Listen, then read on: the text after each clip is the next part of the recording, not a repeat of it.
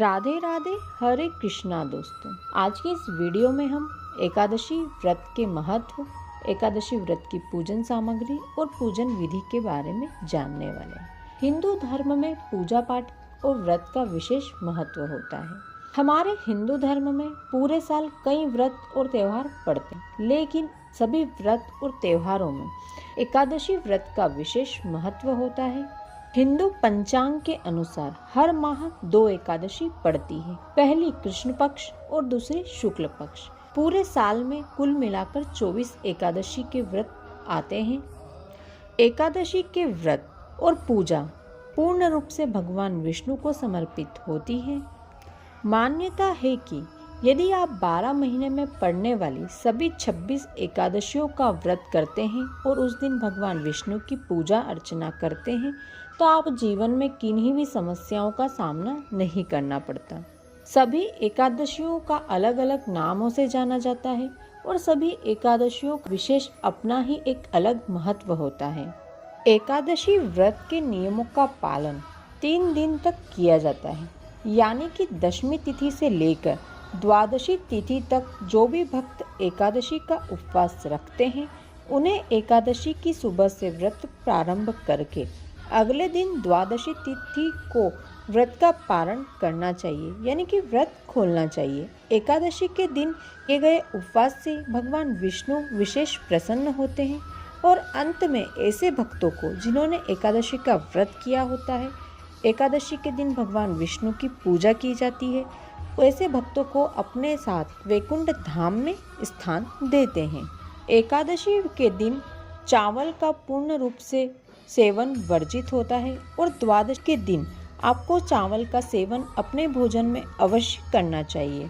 यदि आपने एकादशी का व्रत किया है तो व्रत का पारण शुभ मुहूर्त में ही आपको द्वादशी के दिन करना है।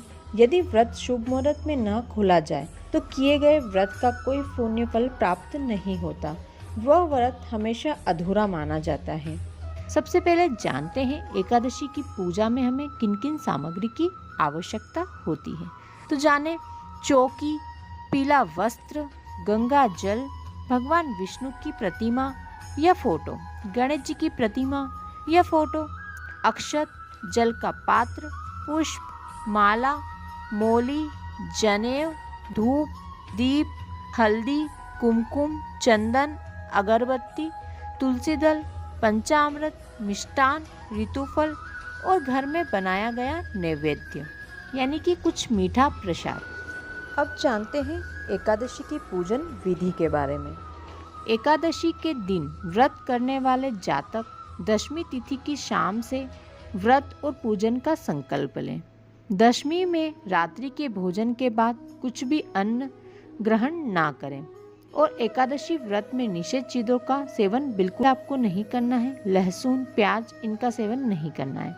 एकादशी के दिन प्रातःकाल उठें और किसी बड़े पेड़ की टहनी से दातुन करें।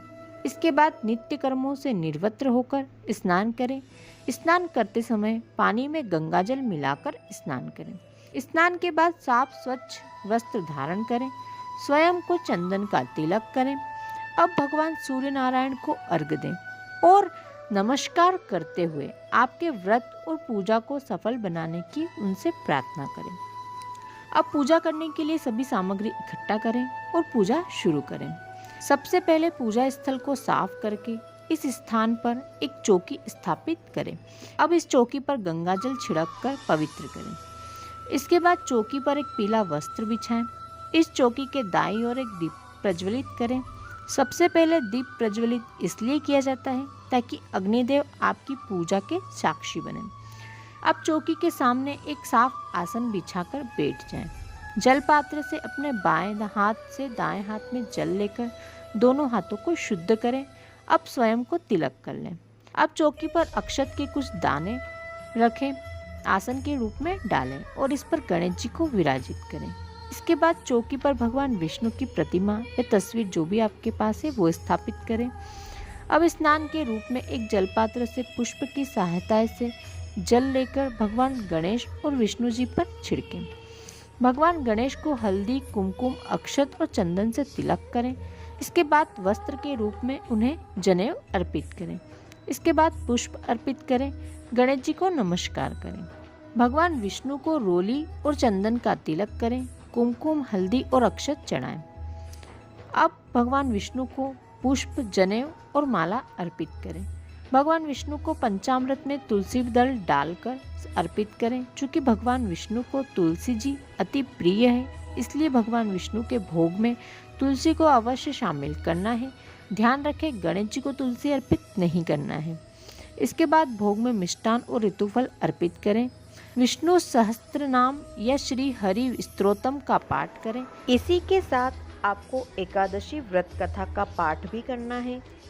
अब अंत में भगवान विष्णु की आरती करें। सभी लोगों को भगवान को चढ़ाया गया भोग प्रसाद रूप में वितरित करें। द्वादशी के दिन ब्राह्मणों को भोजन कराएं। वह अपनी क्षमता के अनुसार दान दक्षिणा दें। उसके पश्चात ही अपने एकादशी व्रत का पारण करें। आशा करती हूँ आज का ये वीडियो आपको अच्छा लगा होगा। वीडियो अच्छा लगा हो तो वीडियो को लाइक करें और ज़्यादा से ज़्यादा शेयर करें।